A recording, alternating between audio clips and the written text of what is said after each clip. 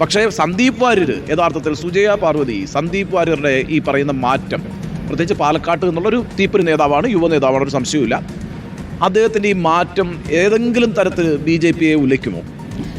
BJP-യെ ഉലയ്ക്കുന്നു എന്നതിനപ്പുറം RSS നേരിട്ട് കളത്തിലേക്ക് ഇറങ്ങാനായിട്ട് സന്ദീപ് വാര്യരുടെ ഈ പോക്ക് ഗുണം ചെയ്തിട്ടുണ്ടെന്നാണ് ഞാൻ മനസ്സിലാക്കുന്നത്. ദൃശ്യമാകുന്നത് അതായത് RSS-ഉം BJP-യും ഒന്നിച്ച് നേരത്തെ വീട് കയറിക്കൊണ്ടുള്ള പ്രചാരണം അങ്ങനെയുള്ള സമ്പർക്കങ്ങളൊക്കെയാണ് നടന്നിരുന്നതെങ്കിൽ ഇന്നലെ K. സുരേന്ദ്രൻ നേരിട്ട് നഗരത്തിലേക്ക് ഇറങ്ങുകയാണ്. സന്ദീപ് വാര്യരുടെ ഈ ഒരു ത്രിവർണ്ണ ഷോൾ അണിയിച്ചുള്ള ആ ദൃശ്യത്തിന് ശേഷം പിന്നെ നേരെ നമ്മൾ ദീപക് വലയമ്മയുടെ ക്യാമറയിൽ നിന്ന് നമ്മൾ കാണുന്നത് ഈ ഒരു ഗൃഹസമ്പർക്കത്തിന് നഗരസമ്പർക്കത്തിന് ഇറങ്ങുന്ന K. സുരേന്ദ്രനെയാണ്. C. കൃഷ്ണകുമാർ പോകുന്നു. പിന്നെ നമ്മുടെ മാഡത്തിന് പ്രിയപ്പെട്ട മൂത്താന്തറയിലേക്ക് RSS-ന്റെ വിഭാഗ് കാര്യവാഹ അടക്കമുള്ള പ്രധാനപ്പെട്ട നേതാക്കൾ എല്ലാവരും മൂത്താന്തറയിലേക്ക് പോകുന്നു. അവിടെ നിന്ന് ഇന്നലെ പ്രശാന്ത് ശിവനൊക്കെ പറയുന്നുണ്ടായിരുന്നു പ്രശാന്തിന്റെ ബൂത്ത് മൂത്താന്തറയിലാണ്. അവിടെ നിന്ന് 25%, അതായത് 50%-ൽ വാങ്ങണമെന്നില്ല, അവിടെ നിന്ന് ഒരു 25% വോട്ടെങ്കിലും ഒന്ന് UDF സ്വന്തമാക്കി കാണിക്കൂ എന്നുള്ള വെല്ലുവിളിയിലേക്ക് വരെ പോവുകയാണ്. അതായത് ബൂത്ത് കേന്ദ്രീകരിച്ച് ഇത്ര ബൂത്തുകളുടെ ചുമതല ഇത്ര പേർക്ക്. എനിക്ക് തോന്നുന്നു ദീപകിന് അത് കുറച്ചുകൂടി നന്നായിട്ട് പറഞ്ഞു തരാൻ കഴിയും. ഉലച്ചിട്ടില്ല, കുറച്ചുകൂടി ഉറപ്പിച്ചിട്ടേ ഉള്ളൂ എന്നതാണ് അക്കാര്യത്തിൽ എന്റെ ടേക്ക്. അതായത് നേരത്തെ കോൺഗ്രസിന് കിട്ടുമായിരുന്ന വോട്ട് പോലും തിരിച്ചു വരും. അങ്ങനെയാണെങ്കിൽ അതായത് സരിന്റെ കാര്യത്തിൽ പിന്നെ സരിൻ ഉണ്ടാക്കിയ പ്രശ്നങ്ങളിൽ എങ്ങനെയാണോ കോൺഗ്രസ് ഒന്നിച്ചത് അതേപോലെ സന്ദീപിന്റെ മറുകണ്ഠം ചാട്ടം BJP ഒന്നിപ്പിക്കുന്നു എന്നുള്ളതാണ്. രഞ്ജിത്ത് ഈ പിന്നെ VS രഞ്ജിത്ത് ഈ ഞാൻ BJP-യിലേക്ക് തന്നെ വരുമ്പം ഈ BJP-ക്കകത്ത് ഉൾപാർട്ടി പ്രശ്നങ്ങളുണ്ട് എന്നുള്ളതിൻ്റെ ഒരു വിഷയമായി നമ്മൾ ചൂണ്ടിക്കാണിച്ചിട്ടുള്ള ശോഭാ സുരേന്ദ്രനുമായി ബന്ധപ്പെട്ടാണ്. ശോഭാ സുരേന്ദ്രൻ പിന്നീട് ഇവിടെ പരസ്യ പ്രചാരണത്തിന് ഇറങ്ങിയിട്ടുണ്ടോ? അവരുടെ ഒരു സാന്നിധ്യമുണ്ടോ? അവർ ആ പ്രശ്നങ്ങൾ പരിഹരിക്കുന്നതിനകത്ത് എന്തെങ്കിലും ഇനിഷ്യേറ്റീവ് എടുക്കുന്നുണ്ടോ?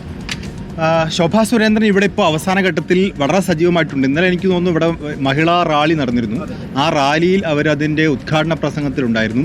സുരേന്ദ്രനൊപ്പം ട്രാക്ടറിൽ അവർ ഒരുമിച്ച് സഞ്ചരിച്ചു. അതിൻ്റെ ഫോട്ടോ K. സുരേന്ദ്രൻ ഫേസ്ബുക്കിൽ പങ്കുവെച്ചു. അപ്പോൾ നേതാക്കൾ തമ്മിൽ പ്രശ്നമില്ല എന്ന് വരുത്തി തീർക്കാനോ അല്ലെങ്കിൽ അങ്ങനെ ആളുകളെ ബോധ്യപ്പെടുത്താനുള്ള ശ്രമം ബോധപൂർവമായി നേതൃത്വത്തിൻ്റെ ഭാഗത്തുനിന്നുണ്ട്. പ്രത്യേകിച്ച് ശോഭാ സുരേന്ദ്രൻ ഇന്നലെ പറഞ്ഞു നമുക്കൊരൊറ്റ ലക്ഷ്യമേ ഉള്ളൂ. സന്ദീപ് വാര്യർ പോയ ശേഷം അവർ നടത്തിയ പ്രസംഗത്തിൽ പറയുന്നു വ്യക്തികളല്ല, നമുക്കൊറ്റ ലക്ഷ്യമേ ഉള്ളൂ, പാലക്കാട് പിടിക്കുക, അതിലൂടെ അടുത്ത സംസ്ഥാനം പിടിക്കുക എന്നുള്ളത്. അപ്പോൾ ഗ്രൂപ്പിസത്തിൻ്റെ സാധ്യതകൾ ഇല്ലാതാക്കാൻ ഇന്നലെ PK കൃഷ്ണദാസും MT രമേശും ഇങ്ങോട്ട് വരുന്നു.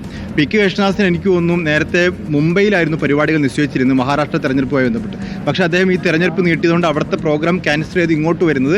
ഇവിടെ നിന്ന് കൃഷ്ണദാസ് വിട്ടുനിന്നു എന്ന് പറയുന്ന ഒരു മാധ്യമ വാർത്ത പോലും ഉണ്ടാകരുതെന്നുള്ള നിർബന്ധമുള്ളതുകൊണ്ടാണ്. അപ്പോൾ അദ്ദേഹം വരുന്നു, ശോഭാ സുരേന്ദ്രൻ വരുന്നു, MT രമേശ് വരുന്നു. അപ്പോൾ BJP സംഘടനാ തലത്തിൽ ഒറ്റക്കെട്ടായി നിൽക്കാനുള്ളൊരു തീരുമാനമുണ്ട്. സന്ദീപ് വാര്യരെ സംബന്ധിച്ച് ഇപ്പോൾ കോൺഗ്രസിന് ഒരു കാര്യം പറയാൻ പറ്റും, ഞങ്ങളിതാ ഒരു BJP ക്യാമ്പിൽ നിന്ന് ഒരു നേതാവിനെ കൊണ്ടുവന്നിരിക്കുന്നു. BJP ഇക്കാലം അത്രയും നടത്തിയ പ്രചരണം എന്ന് പറയുന്നത് കോൺഗ്രസിൻ്റെ ഓരോ നേതാക്കൾ ഞങ്ങൾ കൊണ്ടുവരുന്നു, കോൺഗ്രസ് ഉപ്പുവെച്ച കലം പോലെ നശിക്കുന്നു എന്ന് പറയുന്ന പ്രചാരണമാണ്. അതിന് തടയിടാൻ ഇത് അങ്ങോട്ട് മാത്രമല്ല, ഇത് വൺ വേ അല്ല, ഇങ്ങോട്ടും ആൾക്കാർ വരുന്നുണ്ട്, ഞങ്ങളും സംഘടനാ തലത്തിൽ ശക്തരാണെന്ന് കോൺഗ്രസിന് പറയാൻ ഈ ഘട്ടത്തിൽ സന്ദീപ് വാര്യർ വന്ന് സഹായിക്കും. പക്ഷേ BJP-യെ സംബന്ധിച്ച് RSS-നെ സംബന്ധിച്ച് അവരുടെ സംഘടനാ തലത്തിൽ ഒരു അണി പോലും പോവില്ല. നേരത്തെ നമുക്കറിയാം രാമപിള്ള പോയിട്ട് ആരും പോയിട്ടില്ല. രാമപിള്ള അത്ര ശക്തനായ കാലഘട്ടത്തിൽ അദ്ദേഹം പോയിട്ട് കുറച്ച് ഒന്നോ രണ്ടോ നേതാക്കൾ പോയി എന്ന് വെച്ചാൽ അണികൾ ആരും പോയിട്ടില്ല. അപ്പോൾ അങ്ങനെ സംഘടനാ തലത്തിൽ ഒരു ക്ഷീണം BJP-ക്ക് സംഭവിക്കാൻ സാധ്യതയില്ല. പക്ഷേ ഒരു കാര്യമുണ്ട്, ഞാൻ നേരത്തെ പറഞ്ഞത് BJP-യെ സംബന്ധിച്ച് ഇപ്പോഴത്തെ കാലത്ത് ഈ സോഷ്യൽ മീഡിയയിൽ കുറേ ആളുകൾ ഈ സന്ദീപ് വാര്യരുടെ ഫാൻസ് ആയിട്ടുണ്ടായിരുന്നു. ആ ഫാൻസിനും ഒക്കെ കിട്ടിയ അടിയാണിത്. സന്ദീപ് വാര്യരെ സംസ്ഥാന പ്രസിഡന്റ് ആക്കണമെന്ന് പറഞ്ഞ ഫാൻസ് പോലും ഒരു ഘട്ടത്തിലുണ്ടായിരുന്നു. ആ ഫാൻസിന്, ഏട്ടൻ ഫാൻസിന് കിട്ടിയ വലിയ അടിയാണിത്. അത് നേരത്തെ സാറ് പറഞ്ഞല്ലോ രാഷ്ട്രീയം ചർച്ച ചെയ്യുന്നു എന്നുള്ളത്. ഈ തെരഞ്ഞെടുപ്പ് കുറച്ച് വ്യക്തിപരമായ കാര്യങ്ങൾ കൂടിയുണ്ട്. സരിനെ സംബന്ധിച്ച് ഇത് വ്യക്തിപരമാണ്, VD സതീഷിനും ഷാഫി പറമ്പിലിനെ സംബന്ധിച്ച് വ്യക്തിപരമാണ്, സന്ദീപ് വാര്യരെ സംബന്ധിച്ച് വ്യക്തിപരമാണ്. അപ്പോൾ രാഷ്ട്രീയത്തിനപ്പുറത്തൊരു വ്യക്തിപരമായ മത്സരം ഉണ്ട്. രാഷ്ട്രീയം അനൗൺസ്മെന്റിൽ മാത്രമേ ഉള്ളൂ എന്നാണ് എൻ്റെ അഭിപ്രായം. നമ്മൾ നഗരത്തിലേക്ക് എത്തി ഉണ്ണി സാർ. പാലക്കാട് നഗര ഹൃദയത്തിലേക്ക് എത്തുകയാണ്. മുനിസിപ്പാലിറ്റി ഇതാണ് സാർ എപ്പോഴും പറയാറുള്ള മുനിസിപ്പാലിറ്റിയിലെ സ്വിംഗ് വോട്ട്സ് ഒക്കെ ഉണ്ട്, അല്ലെങ്കിൽ കൗൺസിലർമാർ ചാടും എന്നൊക്കെ പറയുന്ന മുനിസിപ്പാലിറ്റിയിലേക്ക് നമ്മൾ എത്തിയിരിക്കുകയാണ്. ഇതാണ് പാലക്കാട് മുനിസിപ്പാലിറ്റി. ഇതെല്ലാം മനസ്സിലാക്കി വേണം നമുക്ക് 23-ാം തീയതി വോട്ടെണ്ണുമ്പോൾ തർക്കിക്കാൻ. പാലക്കാട് മുനിസിപ്പാലിറ്റി 15 വർഷം മുമ്പ് BJP അധികാരത്തിൽ വരുന്നു എന്ന് പറയുമ്പോൾ ഒന്ന് ആലോചിച്ച് നോക്കിയേ. 2014 നടക്കുന്ന തെരഞ്ഞെടുപ്പിലും 2015 നടക്കുന്ന തെരഞ്ഞെടുപ്പിലും 2020 നടക്കുന്ന തെരഞ്ഞെടുപ്പിലും ഇപ്പോൾ 14 വർഷമായി. അപ്പോൾ 14 വർഷത്തിന് മുമ്പ് തന്നെ BJPക്ക് ആധിപത്യം ഉറപ്പിക്കാൻ കഴിഞ്ഞ ജില്ലയാണ് പാലക്കാട് ജില്ല. മുമ്പും ജനസംഘത്തിൻ്റെ കാലം മുതൽ തന്നെ കേട്ടോ സ്ഥലമാണ്. ഓ രാജഗോപാൽ വരുന്ന ജില്ലയുമാണ് പാലക്കാട്. രാജഗോപാലൊക്കെ വരാൻ തന്നെ കാരണം നേരത്തെ സുജയ സൂചിപ്പിച്ച ഈ മൂത്താൻ സമുദായം എന്ന് പറയുന്ന ആ വിഭാഗം എന്ന് പറയുന്നത് RSS രൂപീകരിക്കപ്പെട്ട കാലം മുതൽ ആ സംഘടനയുമായി സഖ്യപ്പെട്ടിട്ടുള്ള ആളുകളാണ്.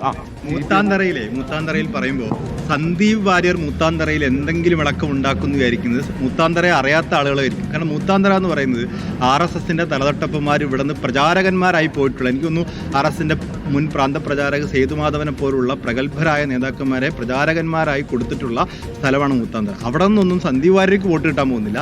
സന്ദീപ് വാര്യർ അമ്മയിലൂടെ കിട്ടുമെന്നാണ് പറയുന്നത്. അമ്മ മൂത്താൻ സമുദായത്തിലും അച്ഛൻ വാര്യരുമാണ്. അപ്പോൾ അമ്മയുടെ വോട്ട് കിട്ടുമെന്നാണ് പറയുന്നത്. അമ്മ കോൺഗ്രസ് ആണ്. അല്ല, ഞാൻ ഒരു കാര്യം കൂടി ചോദിച്ചോട്ടെ, എനിക്ക് മനസ്സിലാക്കാൻ വേണ്ടിയിട്ടാണ്. അത് പ്രേക്ഷകർക്കും അത് ഗുണമാകുമെന്നാണ് വിചാരിക്കുന്നത്. അതായത് രാഷ്ട്രീയം പറഞ്ഞില്ല എന്നുള്ള വിഷയമൊക്കെ അവിടെ നിൽക്കട്ടെ.